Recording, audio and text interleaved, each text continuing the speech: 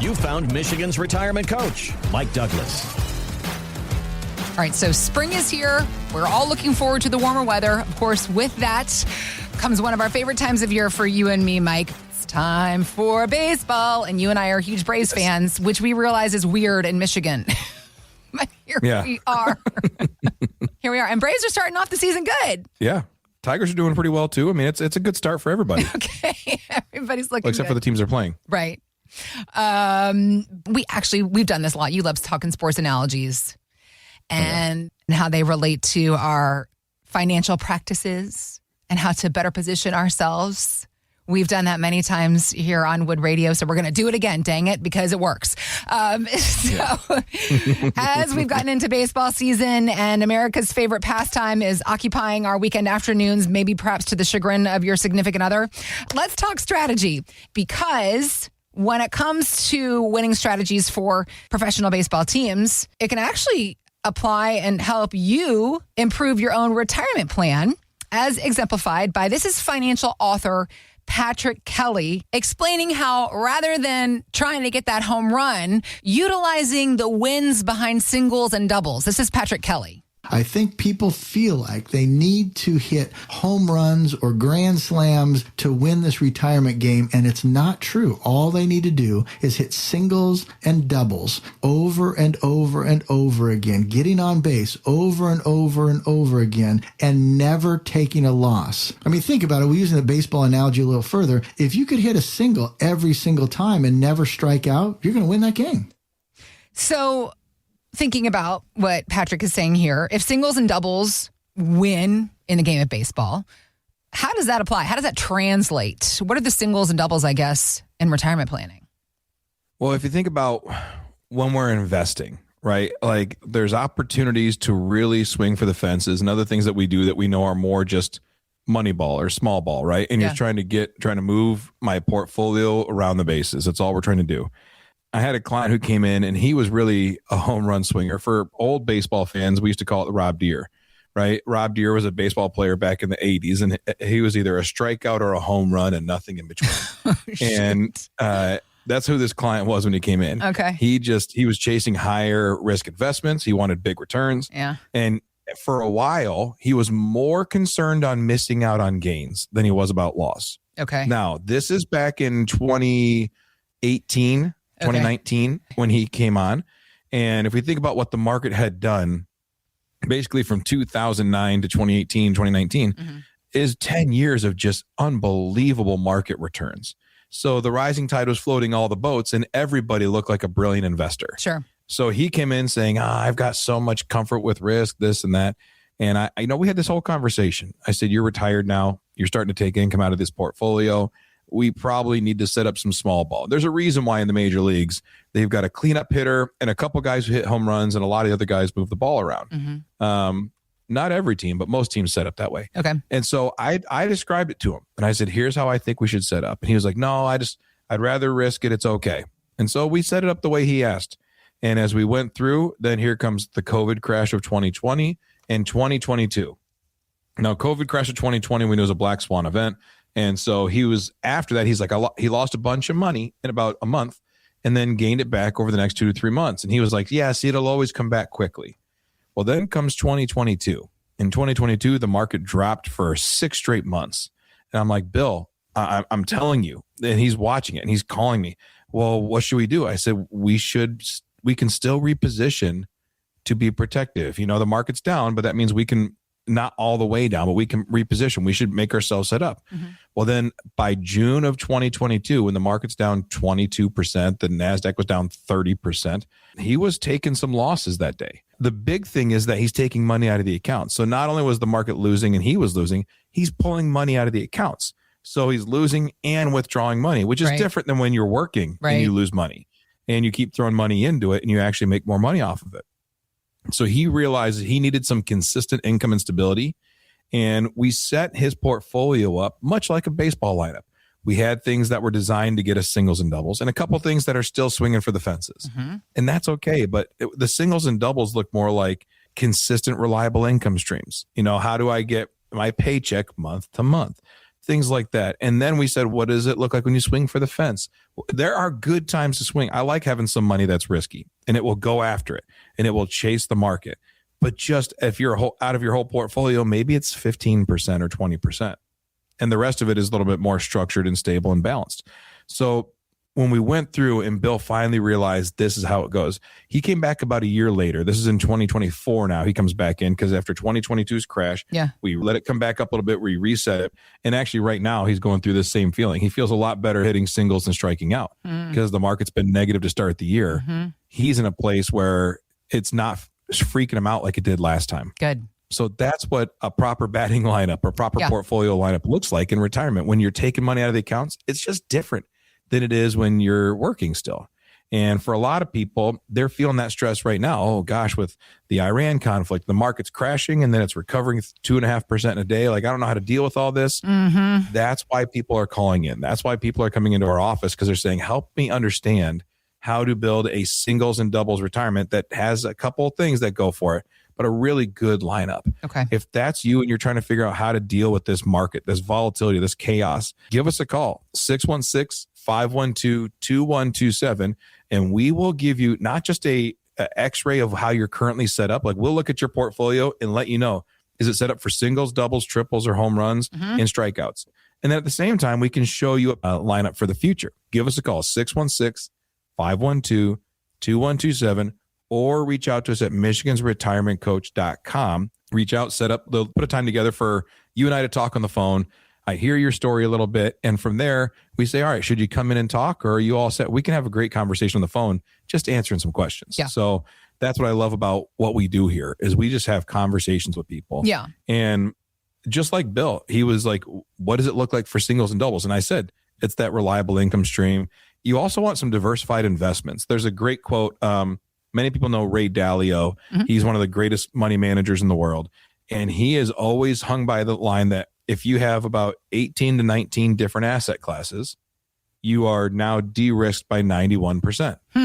So again, you want a robust lineup. There's a reason why, even though a baseball team only plays 9 guys at a time, or 10 if it's the American League, right?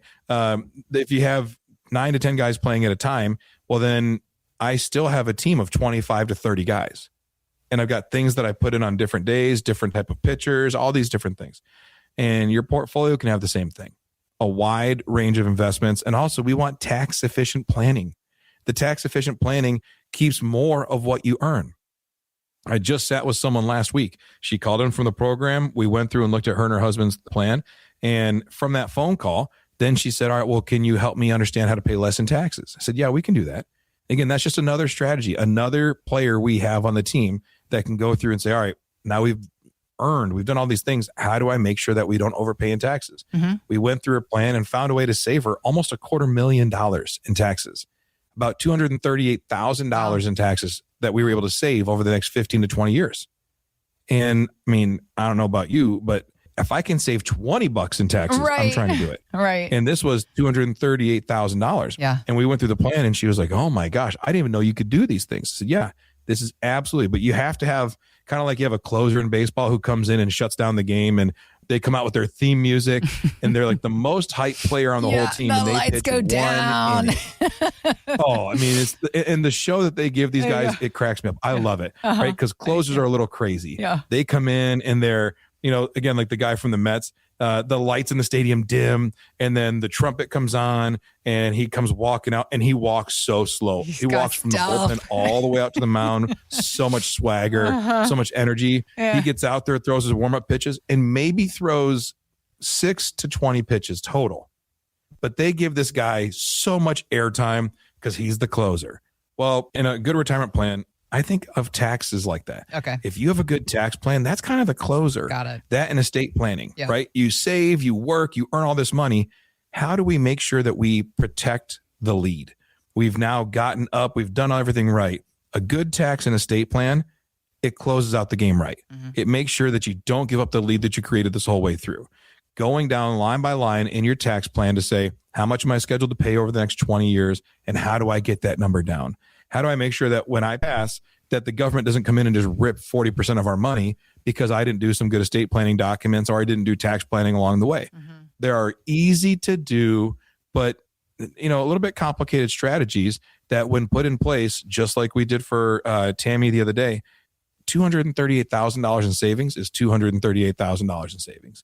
There's no reason to overpay the government. I don't think anybody's trying to over contribute. If you do feel like you should give more to the government, if you feel like you should pay more in taxes, please don't call in. This is not for you. We're not here for you. We're not a good fit. I promise you. And again, I say that my dad did 50 years for the Army, right? I know. So I get the federal government inside and out. But yeah, if you feel like over contributing, don't call. But if you feel like, hey, I've worked, I've saved, I put in all the years, and and again, most people feel this way. They hate taxes. I understand that there's a part we have to pay. Yeah. Right? We have to pay a certain amount. Policemen, firemen, like all the stuff, all the good things that come from that, right? But we're not trying to over contribute. So save the $238,000, have a tax plan. And when people don't do it, that's the people who swing for the fences. Mm-hmm. They chase too high of returns late in life. They take on too much risk to catch up, or they're trying to market time instead of staying with the plan, or they figure taxes are someone else's problem. To me, that's swinging for the fences and probably going to strike out a good chunk of the time, right? So that's not what we want to do. If your retirement plan feels like you're swinging for the fences every year, it might be time to step back and build a strategy based on consistency, not based on opportunity. Because in retirement, just like baseball, steady wins the game. We want a really good, consistent batting average. If we can do that with a retirement plan, with our investments, our income strategies, if we know exactly where our income comes from every month the rest of our life, if we know how the investments are invested, are they hitting for singles and doubles? If we know that our taxes, we're not going to over contribute $250,000 just because we don't know the opportunities to get rid of it. And then an estate plan, having something in place that says, well, something happens to me, here's how my family gets the money the right way. That is a good retirement plan. If you'd like to see what that looks like, if you want help and you say, I'm tired of feeling the way I feel, give us a call, 616-512-2127, or reach out to us at michigansretirementcoach.com. We'll get a time set up for you and I to have a phone call, talk for about 30 minutes. We hear your story, what you want life to look like and what it does look like. And we'll give you some advice, answer questions, and figure out if there's anything we can do to help. 616-512-2127. You were touching on the story of the one gentleman you worked with and how he kept swinging for the fences with all this market risk. So let's keep going with that theme a little bit based on what's happening right now, because all of the headlines are they're filling investors' heads with obvious questions. They're exhausting. It's exhausting. That's the call I get the most right now, Heather. People are just exhausted. Yep. I don't know what to think of this. I don't know what to make of it. It's very frustrating for people because then on any given day, the headlines just swing wildly one way or the other. And it's really fatiguing. With it goes the market. And it's to your point, it's exhausting, particularly for somebody who has made it to this certain point where they're getting ready to retire or they've just retired. And it's like, are you kidding me? So the new question that's also coming into factor is, how long is this going to last? Because longevity is now such a major factor for retirees as we're living longer. So market strategist Joe Mazzola was on CNBC speaking to this notion of how long is it going to last, how much more that is now beginning to matter. Here's Joe Mazzola. Consumers are getting hit harder. And that is something that we're hearing quite a bit, is that there's concern around prices going up. There's concern around the geopolitical conflict. We haven't seen that lead to a mass exodus in equities by any means, if anything. And they're still looking for opportunities. But at the same time, the longer this drags on, the higher the prices at the pump, and ultimately the lower the discretionary income that's going to bleed out into the economy at some point. We are still looking for opportunities, like he said. Because we are living longer now, market risk does, for many of us, it has to be part of our plan, Mike. But at what point does, quote unquote, riding it out simply become just taking on more risk than you should be? Yeah, I think if we think about retirement in terms of timeline, right? Yeah. So the 5 years leading up to retirement, it's really time to start setting the table. You know, when you order a pizza, or now that's always the analogy we've used, but now with DoorDash, you can make this example for anything. Okay. But let's say you order pizza. Yeah. And this is the example my father-in-law used for years, and I still think it's wonderful. Okay. When we order pizza, we like Cottage Inn quite a bit. It's a big one for us. But we order our pizza. We don't act surprised when the pizza shows up.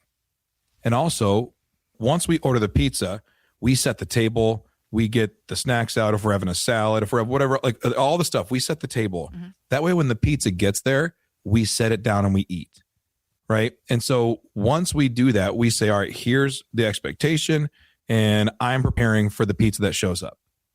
Retirement is the same way. Okay. Once you get within about 4 to 5 years of retirement, we need to start setting the table, because if I've got $1 million in my 401k and I'm 59 years old, right?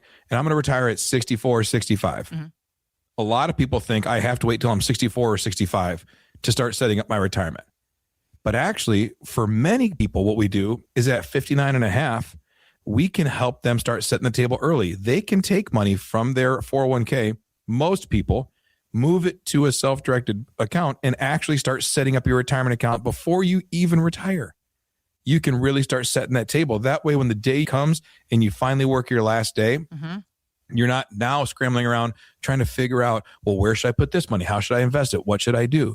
Instead, we've used that, what we call liquidity birthday. At 59 and a half, you're eligible to take money from your 401ks for most people and quite a few 403bs, not everything.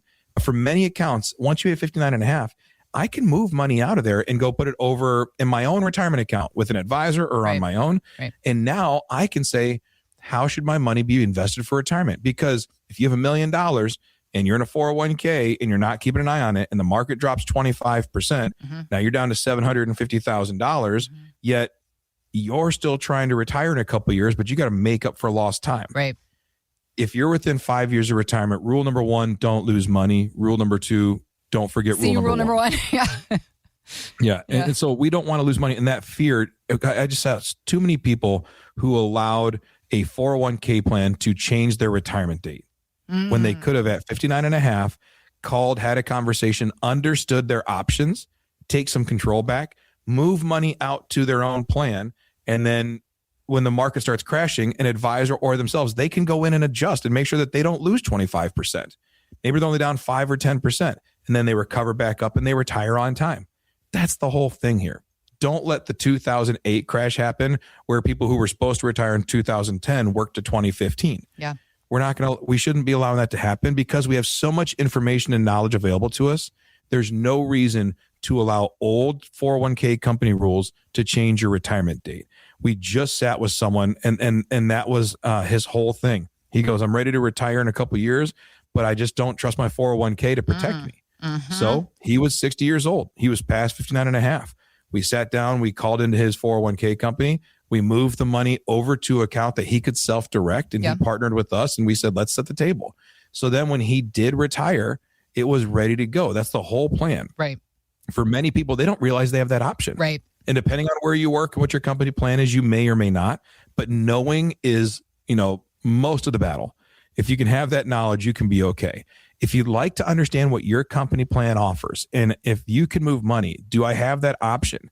That's a thing you can do. Just like when Joe Mazzola is saying, we don't know how long this thing's going to last. We don't know how long market volatility is going to last. I'll tell you, it'll be around forever. Right. The market's always volatile. It's volatile up, volatile down. And every time it happens, we're shocked like it's the first time it's ever happened. Right? Every couple of years, the market crashes. The difference is you're trying to retire once. You don't want to retire every couple of years. Yeah. So don't let the market dictate your terms. Don't let it change your retirement. You can retire on your terms. You can retire when you want, as long as you've taken the proper steps to say, you know what, my last 3 or 4 years of work, 401k is not going to take it away from me. The stock market's not going to take it away. You're going to use that 59 and a half birthday, talk to someone who knows what they're doing and how to get that money protected, even while you're still working, in a way that means that if the market crashes, you still retire on time. If you'd like to understand how this thing works, this 59 and a half birthday, this liquidity birthday, give us a call. 616-512-2127. We'll have a conversation with you. We'll understand what type of a plan you're in and tell you your options. And from there, we can hopefully give you some sage advice that will help you make the right decisions for your future. 616-512-2127. Of course, so many of us arrive into retirement or in retirement with wealth that we've been able to build thanks to market success. Despite dips that, if you're 55, 59, 65, you remember 2000, you remember 2008, you remember 2022. Still, we've seen volatility this year, and there are people focusing on that, focusing on the losses. But the reality is the market's always going to be going up and down. You say all the time. Volatility is just part of being in the market. If you reflect and you go back 10 years ago, just looking at the Dow, 10 years ago, the Dow was at 17,600. So fast forward to today, even with dips, we're looking at a 160% increase in a decade, Mike. So when looking at market investments and pointing things out to folks, does this help to calm nerves, or is it a sign that, generally speaking, if it doesn't, that their risk levels are just too high? How are you managing this space? Well, one of the things we're having the conversation is about, there's a lot of people who come in and they say, I feel like I'm losing everything, or I feel like I could lose too much. And they're more driven. It's funny. I get both ends of the conversation here. I did have a client just in the last week or so. He came in and he was telling me that he had a newspaper clipping from 1972. And I said, really? He says, yeah. And it was a prognostication. It was like a forecast. It says, will the Dow hit 1,000 this year? And it was when he said, I still have the clipping saved. He goes, I don't know why I thought it was so interesting, but he still has it now. Yeah. And I said, is there a chance I can get that if you don't ever want it again? Right. Because it's really, really cool to see. Yeah. But he said, yeah, I just remember when it said that. Will it hit 1,000? And it's just come so far in the last 50 years. Yep. And to know that it will continue this way as long as our economy and money system works the way it does, it's just going to keep going up. But there will be bad months, years, maybe even a 2 to 3 year stretch sometimes, which it feels like forever ago. But just in the 2000s, we had a 3-year recession. 2000, 2001, 2002. Like, we had a 3-year recession. We had an 18-month recession from 2007 through March of 2009. We've had but just in the last 5 or 6 years, everything's turned into like 3 or 6 months only. Right. So there definitely is a precedent and potential for a bigger correction, something that maybe lasts over a year or 2 years. And I had a client just recently. He came in, and as we were walking through it, he was pretty frustrated. He goes, I feel like everything's just out there.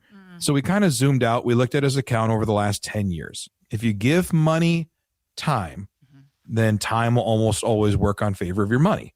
If you take a tight little snapshot, like if you take a snapshot of the first 6 months of 2022, well, this is what the market does. Well, yeah, the market dropped 20%. The S&P was down 20% in 6 months. Yeah. The NASDAQ was down 30. And if you took that 6 month window, you said, see, the market never works. So you could make a narrative saying that. As long as you don't show 2021 and 2023 when it made so much money that the pullback kind of just brought it back down to earth. So we took a 10-year look at his money and we said, all right, the way it's invested works over time. We're not going to allow a short-term legitimate fear and concern to override the long-term decisions that we've made that have been very successful. Now, we still pivot, we still make adjustments, but we went through kind of line by line why he's invested the way he is. Because even though he had done well, he's now just a few years from retirement and taken on the same level of risk he had had earlier. And so we did start making some adjustments to de-risk a little bit, but we didn't eliminate growth. We just better protected what he had already built. Okay. That's a big difference. As you're getting close to retirement, it's time to start taking chips off the table a little bit, right? Like, all right, I've gotten here. I've got to $1 million. I got to $1.5 million or $2 million or whatever the number is. And now I'm going to pull some of it back and de-risk it. And that'll be the money you use for the first 5 years of your retirement. And then I'm going to allow the money that I'm going to use beyond that to still be risky. That way it can earn money, and risky is relative, right? Like, you can let it be all the way risky or you can let it be partly risky, but it's about who you are as a person, as a family, and what you want your money to look like. But for him, that was the important thing. Now I'm at this new phase of life. I'm going to be retiring. I need to de-risk a little bit. That's okay. And if someone says, don't get emotional about your money, that's not a good friend. That's trash. Right? A good friend says, we're all emotional about our money. Yes, it's your life savings. How can you not be emotional about it? Right. Yeah. That's like me saying, I'm emotional about my kids starting to drive. I'm very emotional about it. Right. Right. And yet it's still going to happen. So I just need to take those emotions, not dump them onto Gavin as he's driving.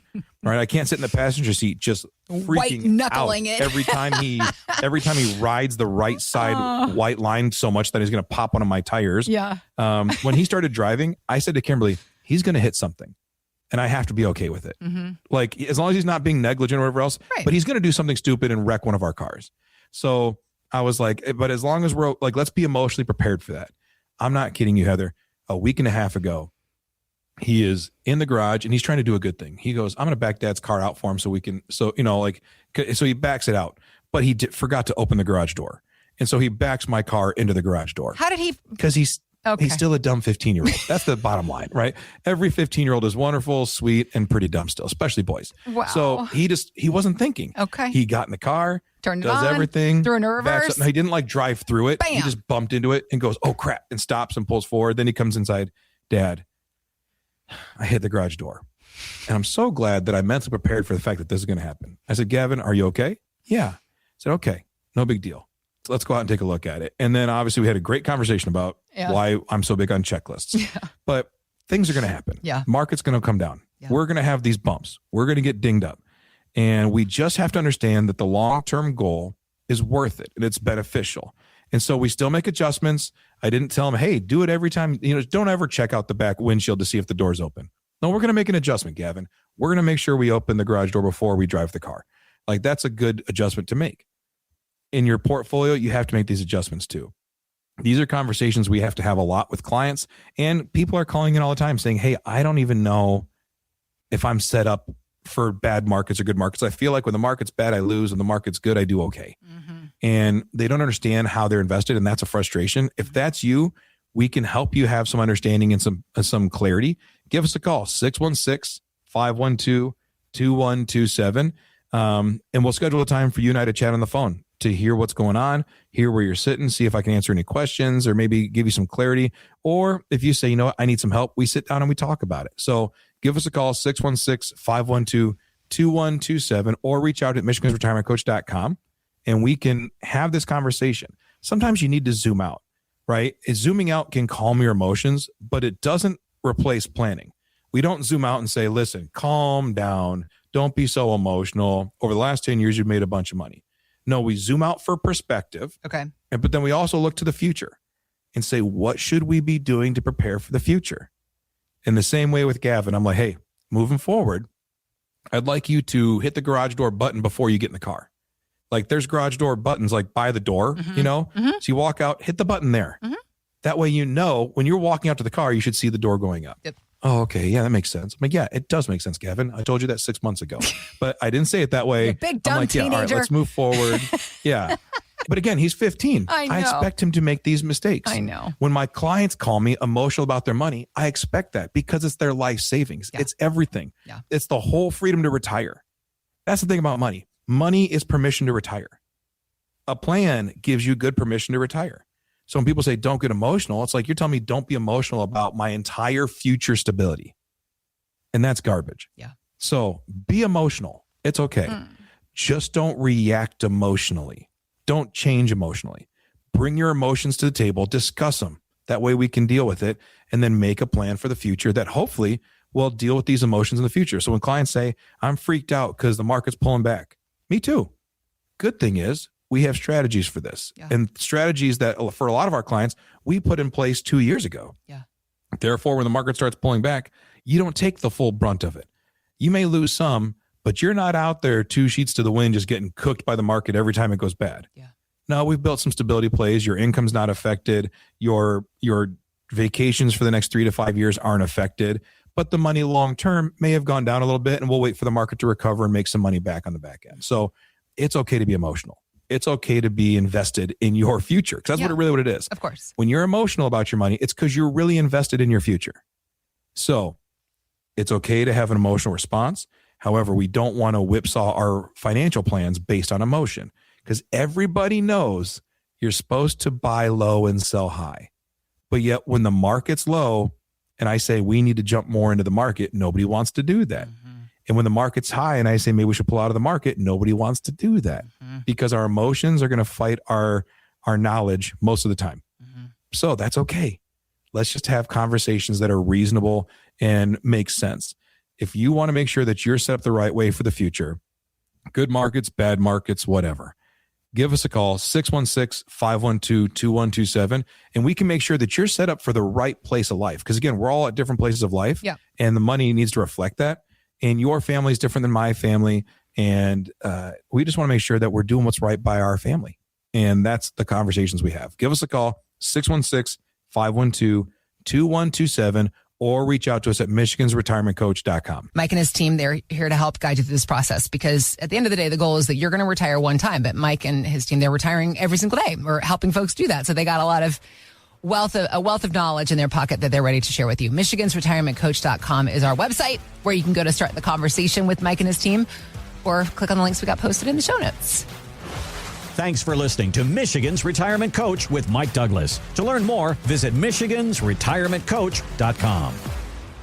Michael Douglas is an investment advisor representative of Stewards Wealth Planning, LLC, a registered investment advisor. Financial professionals are not licensed in all 50 states. To find out if Michael Douglas is licensed in your state, please call 517-323-7526. Stewards Wealth Planning, LLC is not affiliated with nor endorsed by the Social Security Administration or any other government agency and does not provide legal or tax advice. Annuity guarantees rely solely on the financial strength and claims-paying ability of the issuing insurance company. By contacting us, you may be provided with information about insurance and annuity products offered through Michael B. Douglas, NPN number 9650939.